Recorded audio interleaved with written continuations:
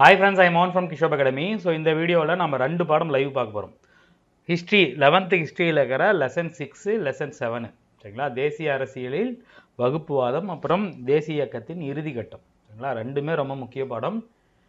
6வது பாடத்தோட 7வது பாடம் ரொம்பவே முக்கியமான பாடம். ஏன்னா நிறைய தகவல்கள் பார்த்திங்கன்னா அதில் இருக்கும். வெள்ளையின வெளியேறு இயக்கம், அப்புறம் பார்த்திங்கன்னா கப்பற்படை, ராயல் கப்பற்படை கிளர்ச்சி கழகம், அதெல்லாம் பார்த்திங்கன்னா அதில் தான் வரும் சரிங்களா.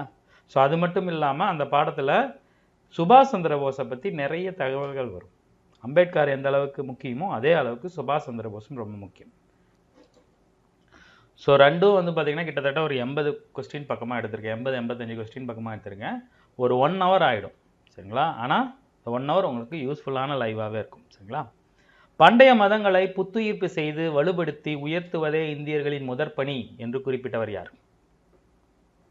பண்டைய மதங்களை புதுப்பிப்பு செய்து வலுப்படுத்தி உயர்த்துவதே இந்தியர்களின் முதற்பணி. Very good, option B Annie Besant சரிங்களா. வகுப்புவாதத்தில் அன்னிபெசன்ட், திலகர், லால்சந்த், மதன் மோகன் மால்வியா, மோதிலால் நேரு, அப்புறம் பார்த்திங்கன்னா வி.டி. சவார்கர், இவங்கெல்லாம் அதிகமாக வருவாங்க.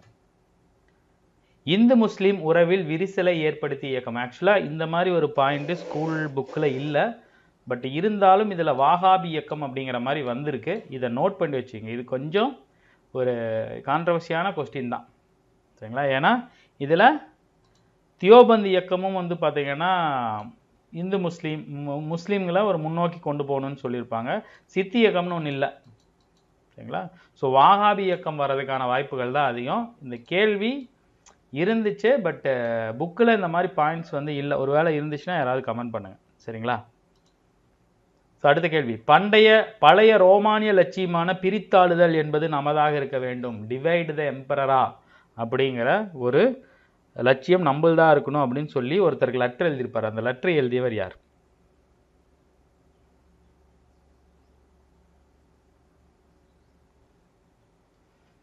எல்பின் ஸ்டோன். யாரு? எல்பின் ஸ்டோன் சரிங்களா. அடுத்து, கருத்து வேற்றுமையும் மோதலும் குறைந்தளவு ஆபத்துடையது என்று எழுதப்பட்டது யார்? அதாவது புது புக் மெட்டீரியலில் பார்த்திங்கன்னா இந்த பாயிண்ட்டு இருந்த மாதிரி தெரில. ஆனால் பழைய புக், இதே 12th பழைய ஹிஸ்ட்ரி புக்கில் பார்த்திங்கன்னா அந்த மாதிரி ஒரு பாயிண்ட் இருந்துச்சு. ஸோ தெரிஞ்சவங்க ஆப்ஷன் பி போட்டது சூப்பர். சிலது பார்த்திங்கன்னா எல்ஜின் அப்படின்னு நோட் பண்ணிங்க.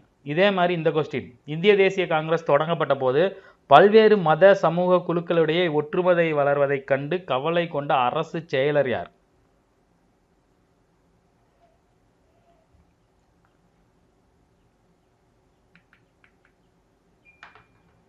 Very good, Hamilton. யாரு? ஹாமில்டன் சரிங்களா. இந்த ரெண்டு தெரிஞ்சிருந்தா ஓகே, தெரியல அப்படிங்கிறப்ப நிறைய பேர் போட்டிருக்கீங்க, பட் தெரியாதீங்க நோட் பண்ணி வச்சுங்க சரிங்களா. இந்தியன் லண்டன் பிரிவு கவுன்சிலருக்கு தேர்ந்தெடுக்கப்பட்ட முதல் இந்தியர். ரொம்ப ரொம்ப முக்கியமான ஒரு கொஸ்டின். லண்டன் பிரிவு கவுன்சிலருக்கு தேர்ந்தெடுக்கப்பட்ட முதல் இந்தியர் யார்? Very good, option D Syed Ameer Ali. Group 2ல் ஒரு கேள்வி வந்துச்சு, லாஸ்ட் இயர் நடந்த ஒரு குரூப் 2ல் பார்த்திங்கன்னா சையத் அமீர் அலியை பற்றி ஒரு கேள்வி வந்துச்சு சரிங்களா. ஆனால் ஸ்கூல் புக்கிலேருந்து எடுக்கல, வெளியே இருந்து எடுத்திருக்காங்க. ஸோ நீங்கள் இதை நோட் பண்ணி வச்சுங்க. லண்டன் பிரிவு கவுன்சிலுக்கு தேர்ந்தெடுக்கப்பட்ட முதல் இந்தியர் யார்? சையர் அமீர் அலி. நகராட்சி உறுப்பினர்கள் நகராட்சி தலைவரது நாற்காலியின் வலது மற்றும் இடது புறங்களில் வரிசைகளாக அமர்ந்ததன் மூலம் முகமதியர்களாகவும் இந்துக்களாகவும் இருப்பதை நினைவுபடுத்தி கொண்டிருந்தனர் என்று விவரித்தவர் யார்? இந்த வகுப்புவாதனாவே இந்து முஸ்லீம் போராட்டம் தான் சரிங்களா. அதில் இந்த மாதிரியான கோட்ஸ் நிறைய வரும். Very good. யாரு? லால்சந்த். இந்திய தேசிய இயக்கத்தில் லால்சந்த் இந்த படத்தில் மட்டும்தான் வருவார் சரிங்களா. மனசாட்சியுள்ள இந்து மற்றும் முஸ்லிம் பொதுமக்கள் இத்தகைய வகுப்புவாதத்திலிருந்து முற்றிலும் விலகியே இருந்தனர் என்பது யாருடைய கூற்று? இது ரொம்ப முக்கியமான ஒரு கூற்று. மனசாட்சியுள்ள இந்து மற்றும் முஸ்லிம் பொதுமக்கள் இத்தகைய வகுப்புவாதத்திலிருந்து முற்றிலும் விலகியே இருந்தனர் என்பது வெரி குட். யாரு? பண்டிட் ஜவஹர்லால் நேரு அவர்களோட கூற்று சரியா. கணபதி விழாக்களை மூலம் இந்துக்களை திரட்டுவதற்கு முயற்சி செய்தவர். கணபதி விழானா ஒன்றும் இல்லைங்க, எதுன்னு பார்த்தீங்கன்னா நம்ம விநாயகர் சதுர்த்தி விநாயகர் சதுர்த்தி ஆதி காலத்திலேருந்து வந்த பண்டிகையில் ஒரு 100-150 வருடங்களுக்கு முன்னாடி உண்மை சொல்லணும்னா, கரெக்டாக சொல்லணும்னா, இந்த 1915 to 20 காலகட்டங்கள் இருக்கு இல்லையா, அந்த ஒரு 80 ஒரு 100 வருஷத்துக்கு முன்னாடி கொண்டு வந்தது தான் விநாயகர் சதுர்த்தி. அதுக்கு வந்து வடநாட்டில் அது பேர் என்னது, கணபதி விழான்னு சொல்லுவாங்க. அதை கொண்டு வந்தது யார்? திலகர். இதை கொண்டு வந்தது விநாயகர் சதுர்த்தியை கொண்டாடணும் அப்படிங்கிறதுக்காக இல்லை, விநாயகரை ஒரு ஐடியலாக வச்சுட்டு இந்தியா பூரா இருக்கிற இந்துக்களை திரட்டுறதுக்கான ஒரு வேலை. அது மட்டும் இல்லாமல் அந்த பண்டிகையில் சாமியை கரைக்கிறதுக்கு ஊர்வலம் எடுத்துகிட்டு போவாங்க இல்லையா, ஊர்வலம் எடுத்துகிட்டு போகும்போது சுற்றி இருக்கிற முஸ்லீம்லாம், ஒத்து வராத முஸ்லீம்லாம் சலிக்கிறதுக்கு போட்டு அடிக்கிறது, அவங்க கடையை உடைக்கிறது. அதற்காக தான் கணபதி விழாவை ரெடி பண்ணது. சரிங்களா? அதை ரெடி பண்ணது யார்? திலகர். அந்த ஒரு கான்செப்டை கொண்டு வந்தது. பின்வருவற்றுள் முஸ்லீம் லீக் உருவாக்கத்தோடு தொடர்புடையது எது? பின்வருவற்றுள் முஸ்லீம் லீக் உருவாக்கத்தோடு தொடர்புடையது. சிம்லா. சிம்லாவில் தான் இந்திய அரச பிரதிநிதி கிட்ட நிறைய முஸ்லீம்கள் ஒன்று சேர்ந்து ஒரு இது மாதிரி கொடுப்பாங்க. ஸோ அதிலிருந்து தான் முஸ்லீம் லீக் உருவாக்கப்படும். ரொம்ப முக்கியமான ஒரு கேள்வி, நோட் பண்ணி வச்சுங்க. முதன்முறையாக முஸ்லீம்களுக்கு பிரத்யேகமாக மையப்படுத்தப்பட்ட ஒரு அரசியல் கட்சியாக இருந்தது எது?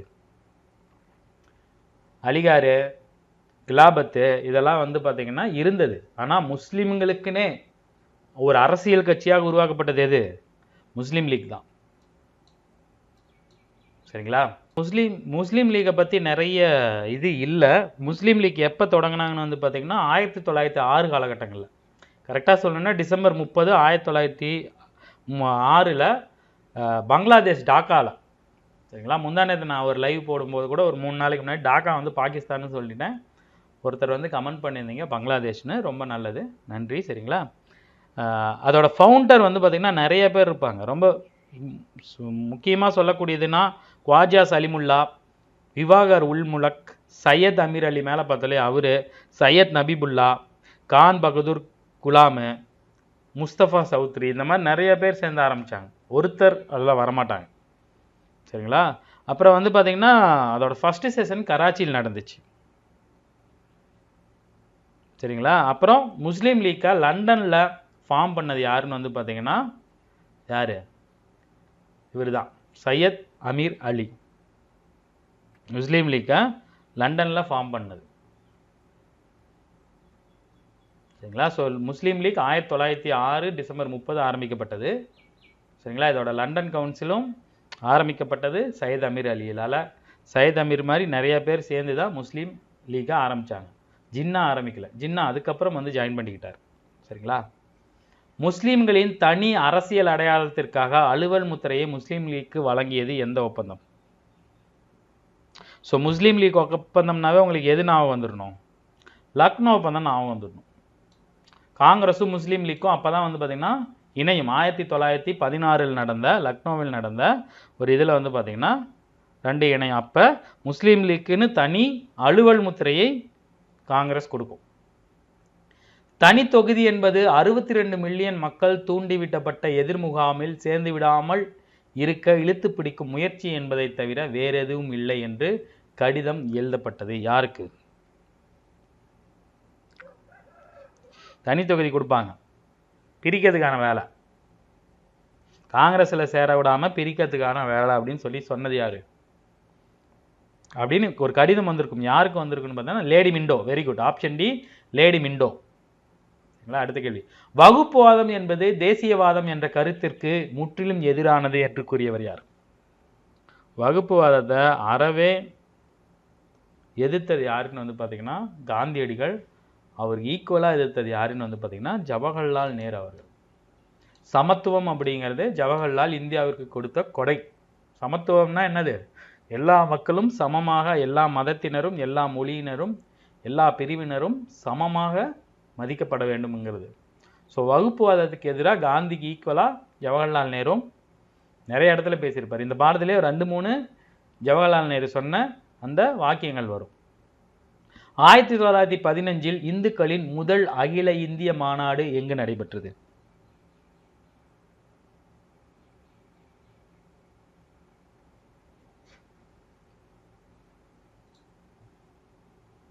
எங்கு நடைபெற்றது? ஹரித்வார். ஸோ இந்து மகாசபை, இந்துக்கள் அகில இந்திய மாநாடு, பஞ்சாப் இந்து மாநாடு, சரிங்களா, இதெல்லாம் உங்களை வந்து குழப்பம். அதை கொஞ்சம் பார்த்துங்க. இந்து மகாசபையோட மாநாடு வேற, இந்துக்களோட முதல் அகில இந்திய மாநாடு வேற. ஸோ அதெல்லாம் கொஞ்சம் பார்த்துக்குங்க, சரிங்களா. பின்வருவற்றுள் சரியான விடை. இந்து மகாசபையை பற்றி, டேராடூனை தலைமையிடமாக கொண்டு அகில இந்திய இந்து மகாசபை தொடங்கப்பட்டது. மாகாண இந்து சபைகள் அலகாபாத்தை தலைமையிடமாக கொண்டு ஐக்கிய மாகாணத்திலும் பம்பாயிலும் பீகாரிலும் தொடங்கப்பட்டன. பம்பாயிலும் பீகாரிலும் இவ்வமைப்புகளுக்கு ஓரளவு ஆதரவே இருந்தது. இதுல எது சரி?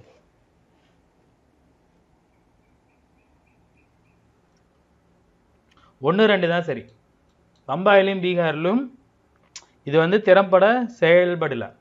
ஆனால் சென்னையிலையும் வங்காளத்திலையும் ஓரளவுக்கு இதற்கான ஆதரவு இருந்தது. ஸோ இதெல்லாம் வந்து கொஞ்சம் கான்ட்ரவர்சியான கொஸ்டின்ஸ். இதெல்லாம் மேக்ஸிமம் டிஎன்பிசி அவாய்ட் பண்ணுவாங்க. ஆனால் நீங்கள் தெரிஞ்சுங்க, கேட்டுட்டா போட்டுருணும், சரிங்களா. மலபார் கிளர்ச்சி எந்த ஆண்டு நடைபெற்றது? ரொம்ப முக்கியமான ஒரு கிளர்ச்சி.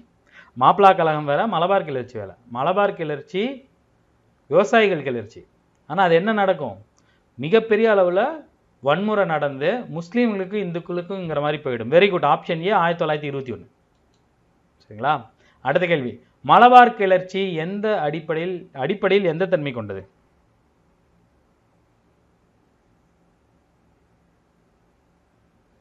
ஸோ விவசாய கிளர்ச்சி. அது பேசிக்காக அது என்னது? விவசாயிகள் கிளர்ச்சி, சரியா. அடுத்த பாயிண்ட், சுயாட்சி நிறுவனங்கள் எந்த ஆண்டு அடிப்படை சட்டத்தின் மூலம் உருவாக்கப்பட்டன? இது பழைய புக்கில் இருக்குங்க, புது புக்கில் இருக்காது, நோட் பண்ணி வச்சுங்க. மாண்டேகு ஜேம்ஸ்போர்ட் திட்டம். மாண்டேகு ஜேம்ஸ்போர்ட் திட்டம் எப்போ கொண்டு வந்தாங்க? 1919. சுயாட்சி நிறுவனங்கள்,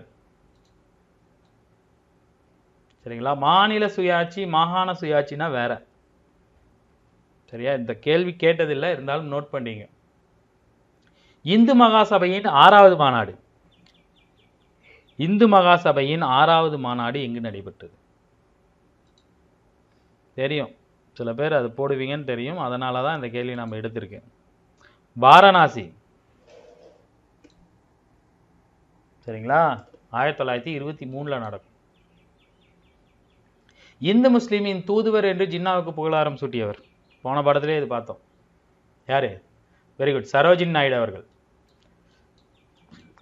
லக்னோ ஒப்பந்தத்தில் ஒரு பெரிய வேலையை பார்த்திருப்பார் ஜின்னா. அதனால மாளவியாவின் குடும்பத்தினர் வேண்டுமென்றே இந்துக்களை தூண்டிவிட்டனர். இச்செயல் முஸ்லிம்களின் மீது எதிர்வினை ஆற்றியது என தனது அறிக்கையில் குறிப்பிட்டவர் யார்? மதன் மோகன் மாளவியாவுக்கும் மோதிலால் நேருக்கும் சண்டை நடந்துக்கிட்டே இருக்கும். அதில் மாளவியாவின் குடும்பத்தினர் தூண்டி விட்டாங்க இந்துக்களை அப்படின்னு சொன்னது யாரு? நீதிபதி குரோத்வேஸ்ட், சரிங்களா. அடுத்த கேள்வி, 1924 பஞ்சாப் மாகாணம் இந்து முஸ்லிம் மாகாணங்களாக பிரிக்கப்பட வேண்டும் என்று வெளிப்படையாக கூறியவர் யார்?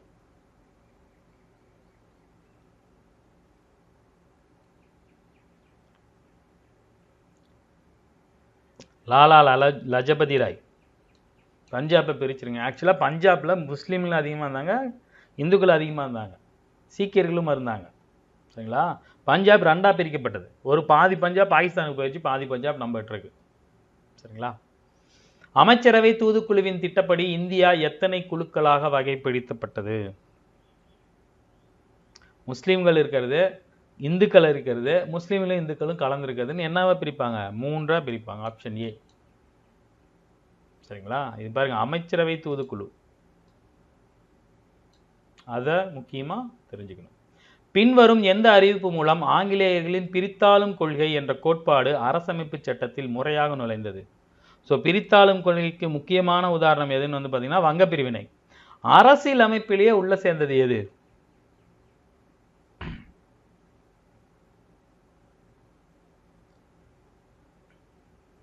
தனி தொகுதி. வகுப்பு வாரி கொடுக்குறோம், தனி தொகுதி கொடுக்குறோன்னு சொல்லி ஆரம்பிச்சிருப்பாங்க, சரிங்களா. அதாவது பிரதிநிதித்துவ அடிப்படையில் முஸ்லீம்கள் தொகுதியில் முஸ்லீம்கள் நிற்கணும் அப்படிங்கிற மாதிரி தனித்தொகுதியை அவங்க கொண்டு வந்தது அரசியலமைப்பு சட்டத்தின் மூலம் முறையாக உள்ள கொண்டு வந்திருப்பாங்க. பின்வருவற்றுள் காலவரிசைப்படுத்துங்க. ரொம்ப முக்கியமான ஒரு இது.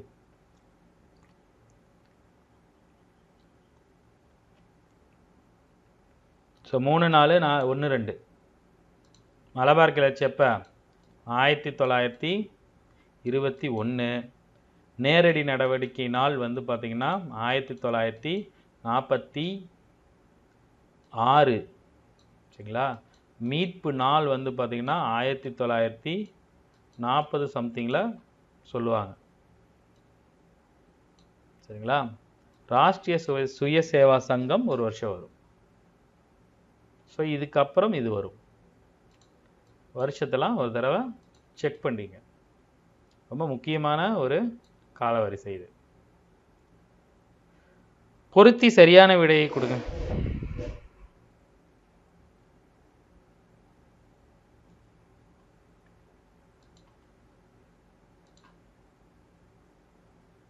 Very good. Option C 3, 4, 2, 1.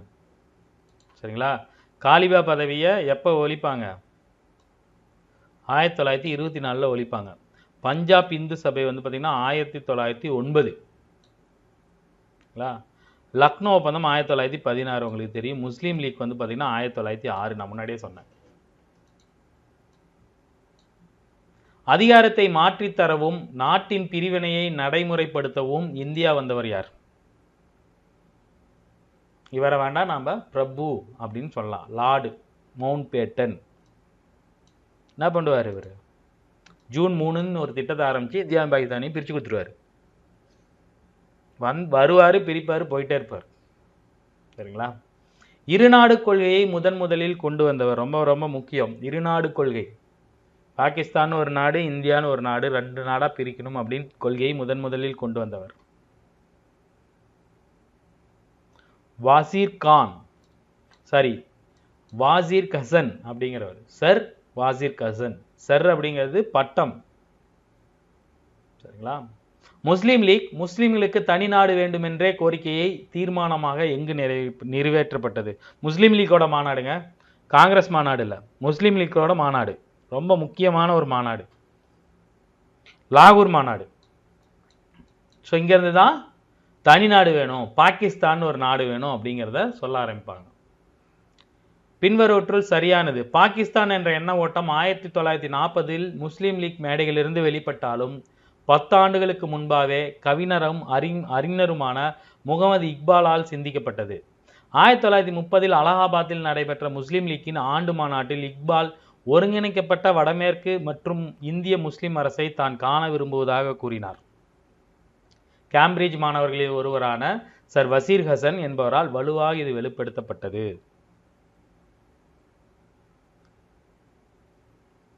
சரியானது எது?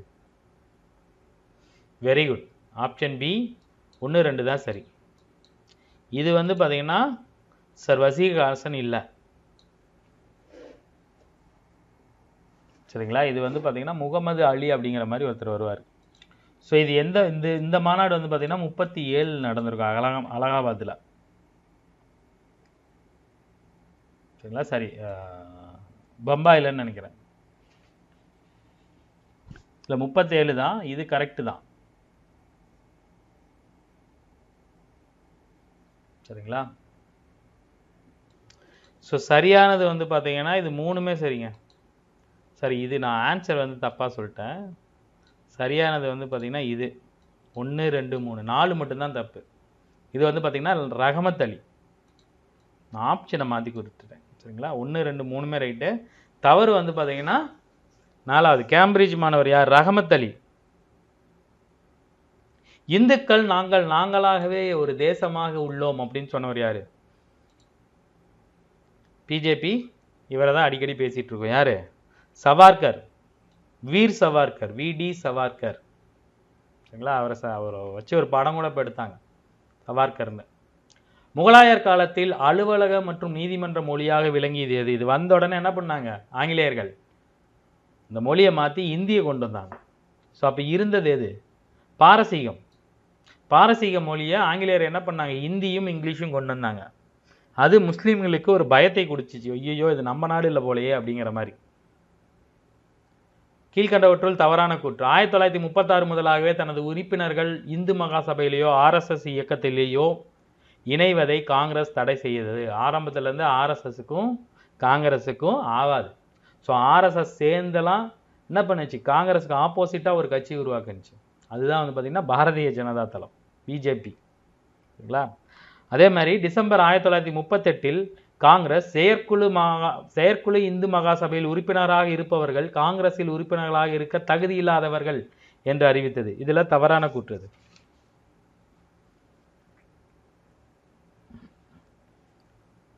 Very good. ஒன்று மட்டும் தவறு.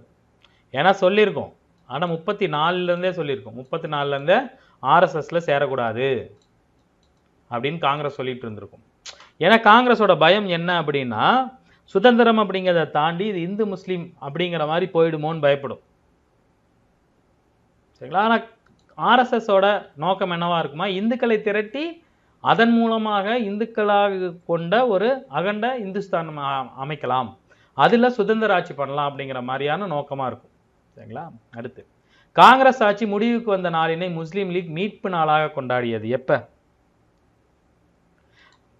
ஸோ மேலே மீட்பு நாள் பார்த்தோம்னா 1939. சரிங்களா? 1939 டிசம்பர் 22 மீட்பு நாள். ஏன் காங்கிரஸோட ஆட்சி முடிவுக்கு வந்ததுன்னா, காங்கிரஸ் 1935 சட்டத்தின் பிரகாரம் 37ல் ஆட்சி அமைக்கும். சரிங்களா? இரண்டாம் உலகப் போர் 38லேருந்து 45 வரைக்கும் வரும். அப்போ என்ன பண்ணும் காங்கிரஸ், பிரிட்டிஷ் அரசாங்கம் என்ன பண்ணால் காங்கிரஸை கலந்து ஆலோசிக்காமையே இந்தியாவை வந்து போரில் ஈடுபடுத்திடும். ஸோ இதுக்கு எதிர்ப்பாக காங்கிரஸ் கட்சியை வந்து கலைச்சிட்டு ஆட்சியிலேருந்து வெளியே வந்துடும். ஸோ வெளியே வந்து அந்த முஸ்லீம் லீக் என்ன பண்ணுவாங்க, மீட்பு நாள் அப்படிங்கிற மாதிரி கொண்டாடி இருப்பாங்க. ஸோ மீட்பு நாள் வந்து பார்த்திங்கன்னா டிசம்பர் 22, 1939. இதே மாதிரி நேரடி நடவடிக்கை நாள்னு ஒன்று இருக்குது. சரிங்களா? பின்வருவற்றுள் சரியான விடை. 1924 கல்கத்தாவில் கூடிய அனைத்து கட்சி கூட்டத்தில் காங்கிரஸ் உறுப்பினர்கள் திருத்தங்கள் அனைத்தையும் ஒப்புக்கொள்ள மறுத்தனர். ஒற்றுமைக்கான வாய்ப்புகள் அனைத்தையும் இழந்தபோது அல்லது அளித்தபோது ஜின்னா தான் கைவிடப்பட்டதாக வேதனையுற்றார். நாட்டை விட்டு வெளியேறிய ஜின்னா பல ஆண்டுகளுக்கு பின்னர் ஒரு முதல் தரமான வகுப்புவாதியாக திரும்பினார். சரியான விடை. ஆக்சுவலாக ஜின்னா என்ன பண்ணுவார் அப்படின்னா, அவர் இந்து முஸ்லீமும் ஒற்றுமையை தான் விரும்புவார். ஆனால் காங்கிரஸில் இந்துக்களோட ஆதிக்கம் அதிகமாக இருந்தனால நிறைய முஸ்லீம்களுக்கு கிடைக்க வேண்டிய சில விஷயங்கள் கிடைக்காது. இதனால் வந்து பார்த்திங்கன்னா ஒரு திருத்தத்தை கொண்டு வருவார். அந்த திருத்தத்தை நிறைய ஒத்துக்க மாட்டாங்க. இதனால் வேதனை உற்ற ஜின்னா என்ன பண்ணுவார், நாட்டை விட்டு வெளியேறி மறுபடியும் முஸ்லீம் லீக்கில் உள்ளே புகுந்து ஒரு முதல் தரமான வகுப்புவாதியாக வந்திருப்பார். அவரோட குறிக்கோள் எல்லாமே இந்து முஸ்லீம் அப்படி தான் போகும். ஸோ இதில் சரியானது 2, 3. சரிங்களா? இது வந்து பார்த்தீங்கன்னா கல்கத்தா காங்கிரஸ் வந்து 1924 சரி, 1928. பின்வரும் கூற்றுகளில் சரியானவற்றை தேர்வு செய்க. அலிகார் இயக்கத்தை தோற்றுவித்த சர் சையத் அகமது கான் தொடக்கத்தில் காங்கிரஸை ஆதரித்தார். 1909 தோற்றுவிக்கப்பட்ட பஞ்சாப் இந்து வகுப்புவாத அரசியலுக்கு அடித்தளமிட்டது. அதாவது பஞ்சாப் இந்து அப்படிங்கிற ஒரு இயக்கம். ஸோ 2 கூட்டும் சரிதான். சரிங்களா? அடுத்து 38வது கேள்வி, நேரடி நடவடிக்கை நாள்.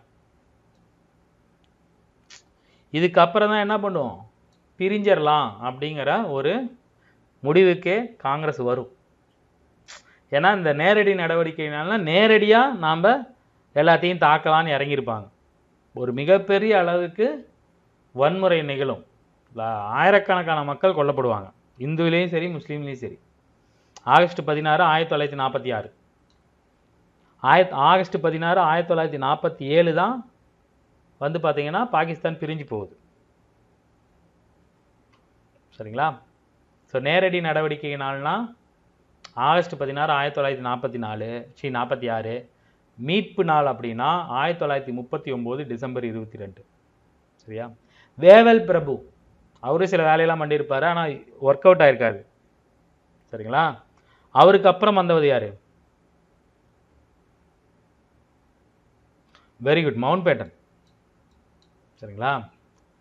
ஸோ அடுத்த கேள்வி, பிரிட்டிஷ் அரசாங்கம் வகுப்புவாதத்தை வளர்க்கவும் பரப்பவும் பின்பற்றியது தனித்தொகுதி கொள்கையாகும். காரணம், மக்கள் 2 தனித்தொகுதிகளாக பிரிக்கப்பட்டதால் வகுப்புவாத அடிப்படையிலேயே வாக்களித்தனர்.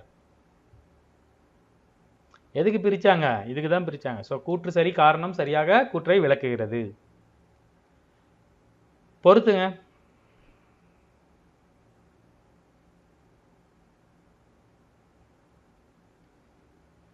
இந்து மத மறுமலர்ச்சி,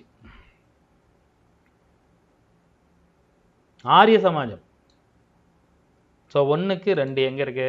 2 இடத்துல இருக்கு. ஓகே, அடுத்து காலிபா பதவி ஒழிப்பு 1924. ஸோ 2, 3, 4, 1. சரிங்களா? லாலா லஜபதி ராய் என்ன சொல்லியிருப்பாரு? பஞ்சாபை பிரிக்கணும் அப்படின்னு இருப்பாரு. ராஷ்டிரிய சுய சேவா சங்கம் கோல்வார்கர், விடி சவார்கர் இல்ல, கோல்வார்கர், ராஷ்டிரிய சுய சேவா சங்கம் RSS. சரிங்களா? அடுத்து 1875 நிறுவப்பட்ட ஆரிய சமாஜத்தின் மூலம் அரசியலிருந்து இந்து மறுமலர்ச்சிக்கான குரல் ஒலிக்க தொடங்கியது என்று கூறியவர் யார்? ஸோ ஆரிய சமாஜம் தான் முதல்ல இந்து மறுமலர்ச்சியை பற்றி ஒரு குரலா ஒலிச்சது. இந்தியர்களுக்கே சுயராஜ்யம் அப்படிங்கலாம் அப்பயே யார் சொல்லியிருப்பா? தயானந்த சரஸ்வதி சொல்லியிருப்பார். ஆனா இதை சொன்னது யாரு? Very good, option A, Sarvepalli Gopal. Sarvepalli Gopal. பட்டியல் 1 பட்டியல் 2 பொறுத்துங்க.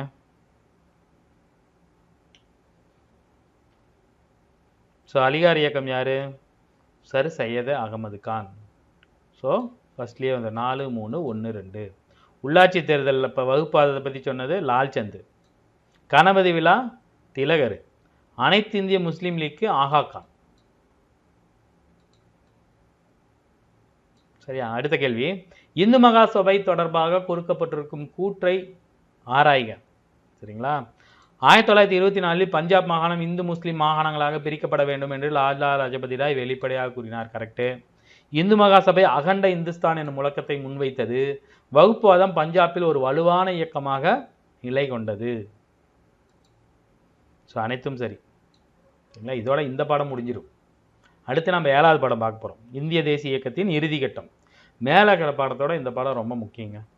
சரிங்களா? காந்தியடிகள் வெள்ளையனே வெளியேறு இயக்கத்தை முடிவு செய்த ஆண்டு. TNPSC question. வெள்ளையனே வெளியேறு இயக்கம் எப்போ ஆரம்பிச்சாங்க அப்படின்னா வருஷம். Very good, August 1942 August. Bombay காங்கிரஸ்ன்னு நினைக்கிறேன். சரிங்களா? அடுத்து 2ஆம் உலகப் போரின் காரணமாக அதிர்ச்சியில் இருந்த தேசியவாதிகளை அரவணைக்கும் பொருட்டு கிரிப்ஸ் குழு இந்தியாவிற்கு வருகை புரிந்த ஆண்டு. போர் நடந்துட்டு இருக்கும். அப்போ போரில் இந்தியர்களோட இது வேணும், எது வேணும்? ஆதரவு வேணும். அப்படிங்கிறதுக்கோசரம் மினிஸ்டர் சர்ச்சில் ஒரு குரூப் அனுப்புவார். என்னது? கிரிப்ஸ் குழு. 1942 அக்டோபர். Very good. சரி, மார்ச். சாரி 1942 மார்ச்சில் தான் வரும். சரிங்களா? அடுத்து ஊருப்பட்ட கேள்வியில் டிஎன்பிசியில் கேட்கப்பட்ட ஒரு கேள்வி, தனிநபர் சத்தியாகிரகத்தை தொடங்கிய நாள் எது? தொடங்கியவர் யாரு? எங்கே தொடங்கினாங்க? 3 தகவல்கள் இதில் இருக்கும். கேள்வி பாருங்க. வினோபாவே மகாராஷ்டிரத்தில் அமைந்த பாவ்னர் அப்படிங்கிற ஆசிரமத்திற்கு அருகே தனிநபர் சத்தியாகிரகத்தை தொடங்கிய நாள் எது? ஸோ தனிநபர் சத்தியாகிரகத்தை தொடங்கி யாருன்னு கேட்டிருக்காங்க, எங்கே தொடங்கியிருக்காங்கன்னு கேட்டிருக்காங்க, நாள் கேட்குறாங்க. 1940 அக்டோபர் 17. மறந்துடாதீங்க. தனிநபர் சத்தியாகிரகம்னா ஒன்றும் இல்லை, அவங்க வீட்டை விட்டு வெளியே வந்து தனியாக நின்று சத்தியாகிரகம் பண்ணுறது. வினோபாவை தான் முதல்ல நிற்பார். சரிங்களா? அடுத்து அது 40 தொடங்கினாங்க இல்லையா? குழு சத்தியாகிரகமாக எப்போது மாற்றப்பட்டது?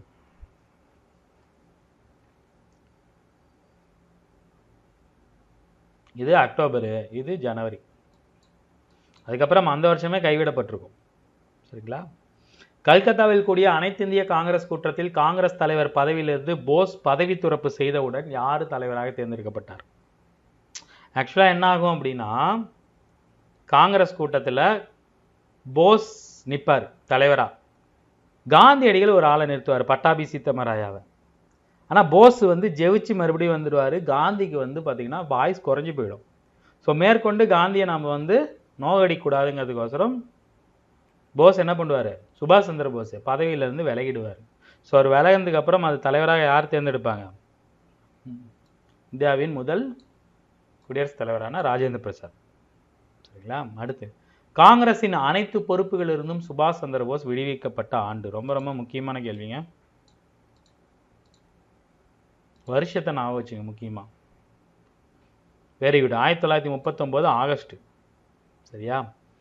இஸ்லாமியர்களுக்கான தனிநாடு கோரிக்கை என்ற கோரிக்கை லாகூரில் நிறைவேற்றப்பட்ட தீர்மானம் மூலம் முக்கிய கட்டத்தை எட்டியது. ஸோ அந்த லாகூர் காங்கிரஸில் தான் தனிநாடு கோரிக்கையை முஸ்லீம் லீக் எழுப்பும். லாகூர் மாநாடு. அந்த மாநாடு எப்போ நடந்துச்சு? 1940 மார்ச் 13. 1940 மார்ச்சை ஞாபகம் வச்சுங்க. சரிங்களா? ஸோ கீழ்கண்டவற்றில் அச்சு நாடுகளில் இல்லாதது எது? ஸோ இதெல்லாம் நம்மளுக்கு பார்த்தீங்கன்னா சிலபஸில் இல்லை, இரண்டாம் உலகப் போர். ஆனால் இரண்டாம் உலகப் போரோட பேசிக்கை தெரிஞ்சுக்கணும். இரண்டாம் உலகப் போரில் நாடுகள் இரு அணியாக பிரியும். ஒன்று பார்த்தீங்கன்னா அச்சு நாடு, இன்னொன்று பார்த்தீங்கன்னா நேச நாடு. ஸோ நேச நாடுகளில் எது எது இருக்குன்னு பார்த்தீங்கன்னா யூஎஸ்ஏ, ரஷ்யா, யூகே. ஸோ அச்சு நாடில் பார்த்தீங்கன்னா ஜெர்மனி, இத்தாலி, ஜப்பான் 3 இருக்கும். ஸோ அமெரிக்கா பார்த்தீங்கன்னா நேச நாடுகள். அச்சு நாடுகளில் ஜெர்மனி, இத்தாலி, ஜப்பானு, இன்னும் சில யூரோப் கண்ட்ரிலாம் சேர்ந்து சண்டை போடும். தோற்று போயிடும் அச்சு நாடுகள். சரிங்களா? முத்து துறைமுகம் என்ற அமெரிக்க துறைமுகம் தாக்கப்பட்ட ஆண்டு. Pearl Harbor. பியல் ஹார்பரை ஜப்பான் தாக்கிடும். சரிங்களா? யாராவது 90s இருந்தீங்கன்னா உங்களுக்கு தெரியும். பியல் ஹார்பர்னு ஒரு ஃபேமஸான படம் வந்துச்சு. ஸோ பியல் ஹார்பரை தாக்குனதுக்கு ஆப்போசிட்டாக தான் அமெரிக்கா என்ன பண்ணும்? ஜப்பான் மேலே 2 குண்டை போடும். அதோட இரண்டாம் உலகப் போர் முடிவுக்கு வந்துடும். ஸோ அவங்கள குண்டை போடுறதுக்கு தூண்டின நிகழ்வு எது? முத்து துறைமுகம் அல்லது பியல் ஹார்பர்னு சொல்லுவாங்க. வருஷம் பார்த்தீங்கன்னா 1941 டிசம்பர் 7. மிகப்பெரிய அளவில் மக்கள் கொல்லப்பட்டிருப்பாங்க. மிகப்பெரிய அளவில் மக்கள் கொல்லப்பட்டிருப்பாங்க முத்து துறைமுகத்தை. முதல்ல ஜப்பான் தான் அடிக்கும். சரிங்களா? ஸோ அடுத்து, நான் முதன்முறையாக இவ்வரவை வாசித்த போது கடுமையான மன அழுத்தத்திற்கு உட்பட்டேன் என்று கிரிப்ஸ் தூதுக்குழுவின் முன்மொழிவை பற்றி கூறியவர்.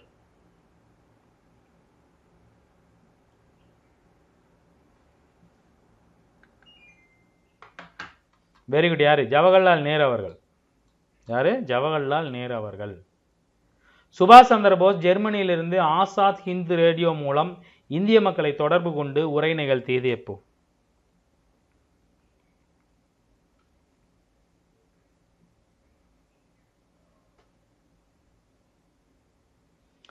1942 மார்ச். 2 இடத்துல இருந்து உரை நிகழ்த்தியிருப்பார். ஒன்று பார்த்தீங்கன்னா ஜெர்மனியிலிருந்து, இன்னொன்று பார்த்தீங்கன்னா சிங்கப்பூர்லேயோ பர்மாவில் இருந்தோ பண்ணியிருப்பார். சரிங்களா? வருஷத்தை ஞாபகம் வச்சுங்க.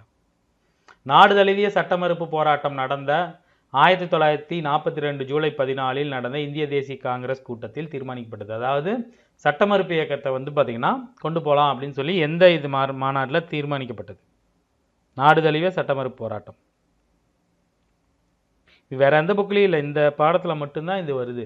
பாரதா காங்கிரஸ் மாநாடு கொஞ்சம் ஞாபகம் வச்சுங்க. வெள்ளையின வெளியேறு இயக்கம் வேற, அதுவும் 1942 தான் வரும். ஆனால் இது பார்த்தீங்கன்னா நாடு தழுவிய சட்ட மறுப்பு போராட்டம். எந்த மாநாடு? வர்தா காங்கிரஸ் மாநாடு. சரிங்களா? இந்தியாவை கடவுளிடம் விட்டுவிடுங்கள். அது அதீதமாக ஒன்றாக இருக்குமானால் அதை இயற்கையின் அராஜக போக்கில் கூட விட்டுவிடுங்கள். இவ்வரையறுக்கப்பட்ட ஒழுங்குமுறை கொண்ட அராஜகம் நீங்கி செல்வதால் முற்றிலும் தரிகட்டு சீர்கெட்டு சட்ட சீர்கேடு ஏற்பட்டாலும் அந்த ஆபத்தை எதிர்கொள்ள நான் தயாராக இருக்கிறேன் அப்படின்னு சொல்லி ரொம்ப மனம் நொந்து கோபத்திலையும் கொலவெறியிலையும் பேசினவர் யார்? காந்தியடிகள். காந்தியடிகளே மன உளைச்சலுக்கு ஆளாயிடுவார். என்னடா இவனுங்க நம்மளுக்கு டொமினியனும் கொடுக்க மாட்டேங்கிறானுங்க, விடுதலையும் கொடுக்க மாட்டேங்கிறானுங்க அப்படின்னு கடுப்பாயிடுவார். சரிங்களா? 1857 ஆண்டு புரட்சிக்கு பின் கவலை கொள்ளும் வைக்கும் ஒரு வளர்ச்சி. எனினும் அதன் முக்கியத்துவத்தையும் வீரியத்தையும் இராணுவக்காரனுக்காக உலகின் பார்வையிலிருந்து மறைக்கப்பட வேண்டிய நிர்பந்தம் உள்ளது என்று வெள்ளையின வெளியேறு போராட்டத்தை பற்றி சர்ச்சிலுக்கு எழுதியவர் யார்? வெள்ளையின போராட்டம் வெளியேறு போராட்டம் வரும்போது யார் இருப்பா? லின்லிட்கோ. அப்போ இங்கிலாந்தோட பிரதமராக இருந்தவர் சர்ச்சில், வின்ஸ்டன் சர்ச்சில். சரிங்களா?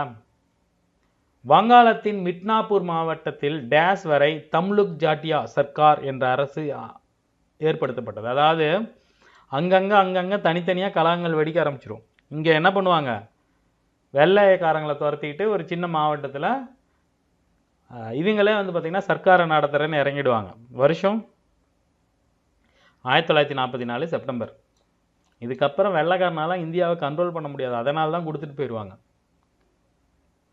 அசம்காரின் ஆட்சியாளராக இருந்து புரட்சியாளர்கள் மீது போதுமான நடவடிக்கை எடுக்க தவறியதால் பணி நீக்கம் செய்யப்பட்டவர்.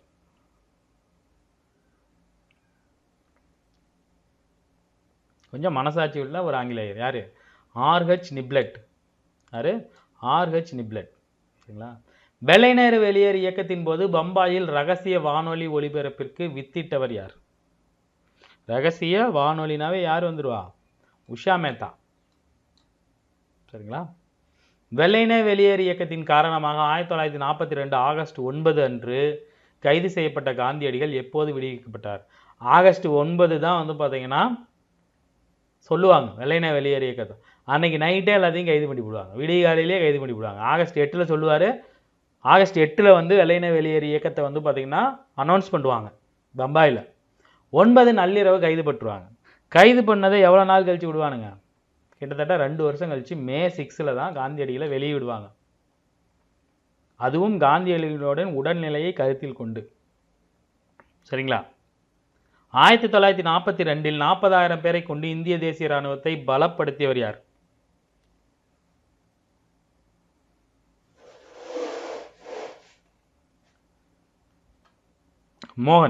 மோகன் சிங். சரிங்களா? 20 சுபாஷ் சந்திர போஸ் சிங்கப்பூர் சென்ற ஆண்டு. சுபாஷ் சந்திர போஸ் இந்தியாவின் தற்காலிக அரசை சிங்கப்பூர் சென்ற ஆண்டு.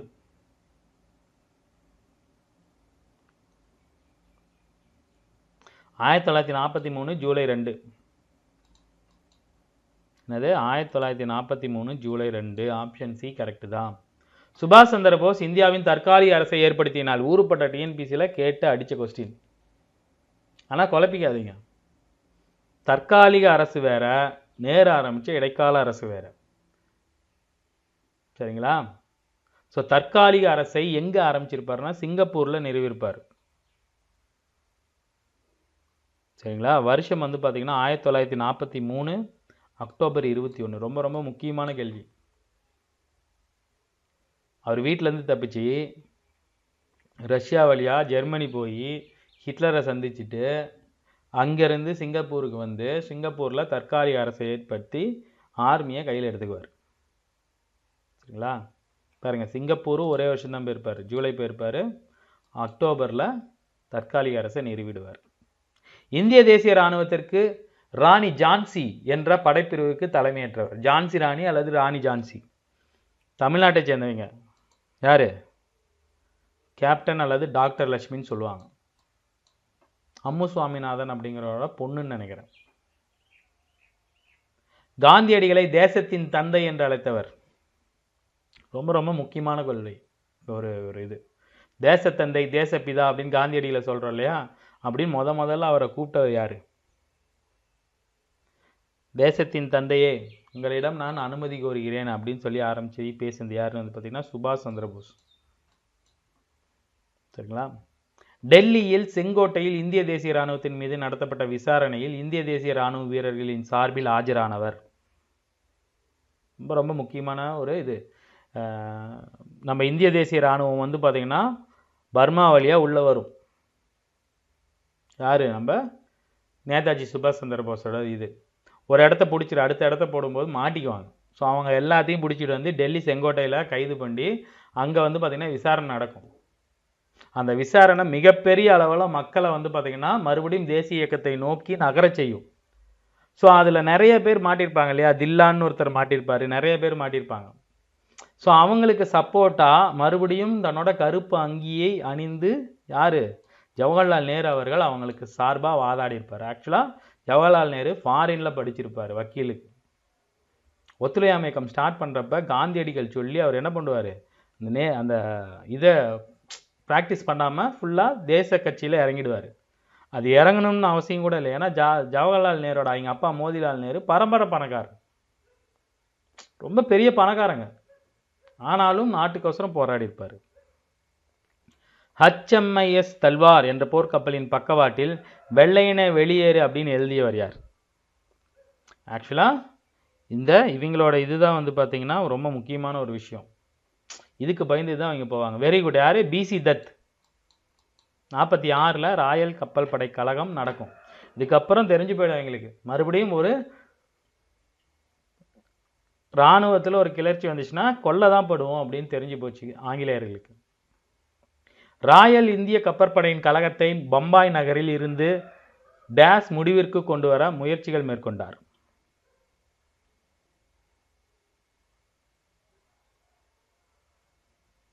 வல்லபாய் பட்டேல். ஏன்னா டீல் பேச ஆரம்பிச்சுக்காரு ஆல்ரெடி, இதுக்கு மேலே நீங்கள் சுதந்திரம் கொடுத்து தான் ஆகணுங்கிற மாதிரி. இது ரொம்ப முக்கியமான பாயிண்ட், நோட் பண்ணி வச்சுங்க. இந்தியாவில் இஸ்லாமியர்கள் சிறுபான்மையினர் என்ற நிலையிலிருந்து ஒரு தனிநாடு என்ற நம்பிக்கைக்கு மாற காரணமாக இருந்த தீர்மானம். ஆல்ரெடி இதை பற்றி நம்ம பார்த்துட்டோம். எது? லாகூர் தீர்மானம். சரிங்களா, போன பாடத்தில் பார்த்தோம். சிம்லா மாநாட்டின் போது காங்கிரஸ் இயக்கத்தின் தலைவராக பதவி வகித்தார். ரொம்ப ரொம்ப முக்கியமான ஒரு பாயிண்ட். வேவல் என்ன பண்ணுவார்? சிம்லா மாநாடவனை கூப்பிட்டு முஸ்லீம் லீக்கையும் காங்கிரஸையும் பேசுவாங்க.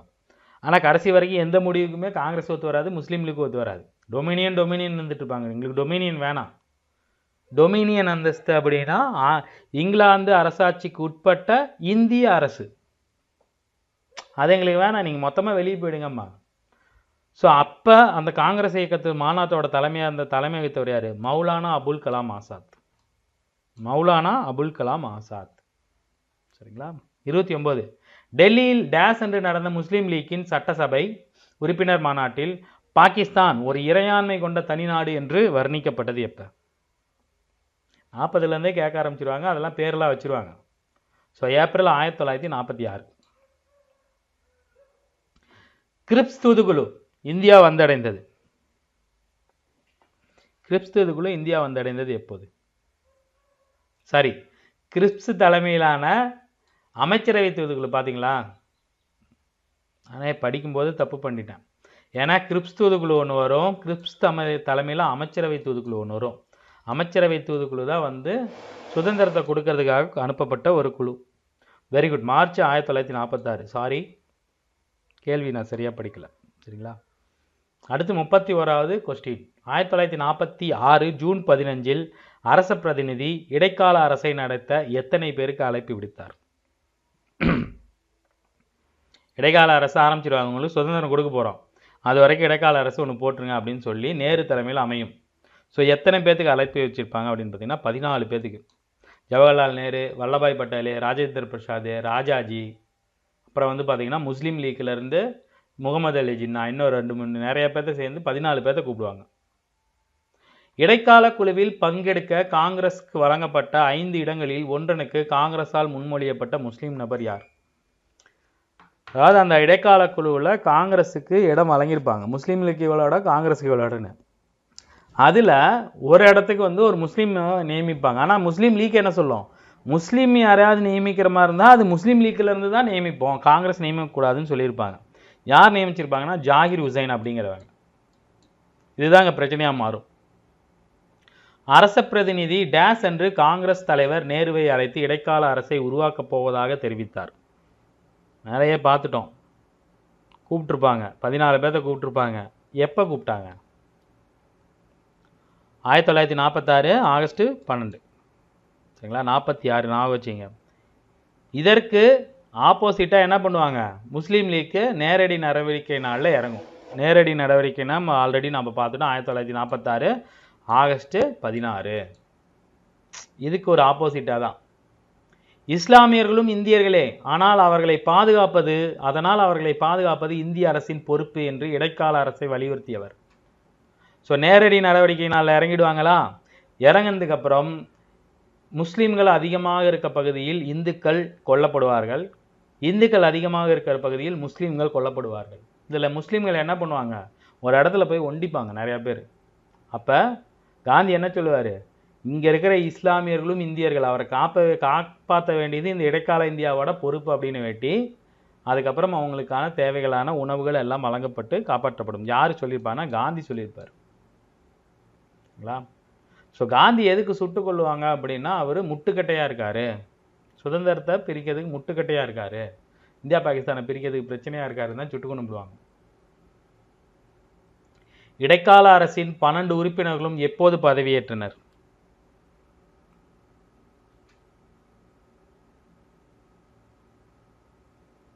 46 செப்டம்பர் 2. சரிங்களா? ஜூலை ஆகஸ்ட் 1946 நடந்த தேர்தலில் காங்கிரஸ் 210க்கு எத்தனை இடங்களை வெற்றி குவிக்கும் அப்படின்னு பார்த்தீங்கன்னா எத்தனை? 109, 199. 200 இடத்துக்கு 210க்கு 199ல் ஜெயிச்சுக்கும். 1946 டிசம்பர் 9 கூடிய முதல் சட்டசபையில் உறுப்பினர்கள் கலந்து கொண்டனர். இது பார்த்தீங்கன்னா சட்டசபை. சரிங்களா? நீங்கள் இதை அரசியல் நிர்ணய சபையோட இது பண்ணிக்கூடாது. 207 பேர். அதாவது என்னன்னா 210 இடத்துல 199 பேர் பார்த்தீங்கன்னா காங்கிரஸ், பேலன்ஸ் இருக்கிறீங்க காங்கிரஸோட கூட்டணி, மீதி இருக்கிற முஸ்லீம் லீக் கலந்துக்காது. சரிங்களா? 1947 மார்ச்சில் சோசலிச நிதி அறிக்கையை தாக்கல் செய்தவர். ஒரு பெரிய பிரச்சனை பண்ணிவிடுவாங்க. இடைக்கால அரசில் பங்கேற்காம மறுபடியும் பங்கேற்றுக்கிட்டு அவர் சார்பாக லியாகத் அலி கான் அப்படிங்கிற ஒருத்தர் என்ன பண்ணுவாங்க, ஃபினான்ஸ் மினிஸ்டராக போட்டு அவர் முதல் பட்ஜெட் தாக்கல் பண்ணுவார்ல, தாக்கல் பண்ணும்போது அவரோட தாக்குதல் எல்லாமே எதை நோக்கி இருக்குன்னா காங்கிரஸுக்கு ஹெல்ப் பண்ணக்கூடிய வணிகர்களை நோக்கி இருக்கும். சரிங்களா? அந்த அறிக்கை தான் பார்த்தீங்கன்னா சோசலிச நிதிநில அறிக்கை. ரொம்ப முக்கியமான ஒரு கேள்வி. காங்கிரஸ் செயற்குழுவில் இந்திய பிரிவினை திட்டத்திற்கு உடன்படுவதாக மவுண்ட் பேட்டனிடம் தெரிவித்தது. வேற வழியே இல்லை, நாங்கள் பிரிவினைக்கு ஒத்துக்கிறோம்னு சொன்னது எப்போ? ஸோ 1947 மே 1 சொல்லியிருப்பார். ஸோ இதுக்கு மேலே பிரச்சனை வேணான்னு ஒத்துக்கிட்டது எப்போ? மேலே ஒத்துக்குவாங்க ஜூன், ஜூலை, ஆகஸ்டில் சுதந்திரம். அனைத்து இந்திய காங்கிரஸ் குழு 1947 ஜூன் 15 கூடிய போது இந்திய பிரிவினைக்கான தீர்மானத்தை முன்னெடுத்தவர் யார்? சரி பிரிஞ்சிடலாம் அப்படிங்கிற தீர்மானத்தை முன்னெடுத்தவர் யார்? ரொம்ப முக்கியமான ஒரு நாள் ஒரு விஷயம் இது. Very good. Option C, Kovind பல்லபந்து. Kovind பல்லபந்து. சரிங்களா? அடுத்து பிரிட்டிஷ் பிரதமரான அட்லி, கிளமண்ட் அட்லி தான் பார்த்தீங்கன்னா பிப்ரவரி 20 பாராளுமன்றத்தில் ஒரு அறிக்கையை வெளியிடுவார். என்னன்னா இந்த வருஷத்தில் நாங்கள் இந்தியாவை விட்டு வெளியேறிடுவோம் அப்படின்னு சொல்லிடுவார். அது எப்போ சொல்லுவார்? பிப்ரவரியில் சொல்லுவார். எப்போ போகிறதா சொல்லுவார்? 1948 ஜூலையில். ஆனால் இவங்க மே 1 பார்த்தீங்கன்னா பிரிவினைக்கு ஒத்துக்குவாங்க இல்லையா? ஸோ அதனால் என்ன பண்ணுவாங்க, இதுக்கு மேலே நம்ம இருக்கக்கூடாதுன்னு அவங்க சொன்னதுக்கு முன்னாடியே ஒரு 11 வாரத்திலேயே பார்த்தீங்கன்னா ஒரு அனௌன்ஸ்மெண்ட்லேருந்து 11-12 வாரத்திலேயே என்ன பண்ணிடுவாங்க, சுதந்திரம் கொடுக்குறேன்னு சொல்லிடுவாங்க. சரிங்களா? கடைசி கேள்விங்க. வேவல் பிரபு அரச பிரதிநிதி பொறுப்பிலிருந்து விடுவிக்கப்பட்ட பின் யார் மவுண்ட் பேட்டன் வந்திருப்பார் இல்லையா, எந்த வருஷம் வந்திருப்பார்? Very good. 1947 மார்ச் 22. சரிங்களா? 2 பாடம் பார்த்தாச்சு. கிட்டத்தட்ட 7 பாடத்தில் நம்ம எத்தனை கொஸ்டின் பார்ப்போம்? பாடத்துக்கு 50 கொஸ்டின் பார்த்தா கூட 7, 5, 35, 350 கொஸ்டின் நம்ம பார்த்துருப்போம். இந்த பாடத்துலேருந்து எடுக்கிற மாதிரி இருந்தால் 350லேருந்து எடுப்பாங்க. அதை வேண்டாம் நான் அடித்து சொல்கிறேன். இதுலேருந்து தாண்டி எடுக்கிறாங்க அப்படின்னா அந்த 350 கேள்வி நீங்கள் படித்ததை வச்சு அந்த மீதி கேள்வி நீங்கள் போட்டுற முடியும். சரிங்களா? ஸோ லைவை யாரெல்லாம் அட்டன் பண்ணுறீங்களோ அதெல்லாம் ரொம்ப நல்லது. தேங்க்யூ. சரிங்களா? இதே மாதிரி அடுத்த ஒரு லைவில் நான் மீட் பண்ணுவோம். தேங்க்யூ.